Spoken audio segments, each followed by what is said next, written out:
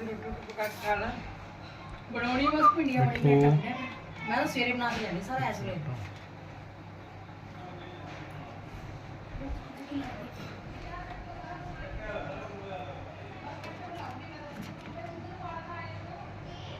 ਮਿੱਠੂ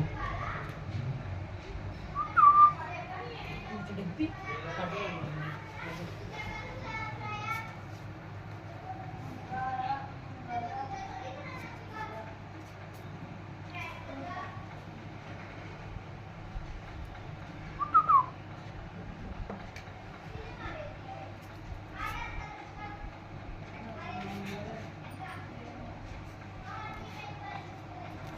और बाहर भी होने लगे बड़े हो गया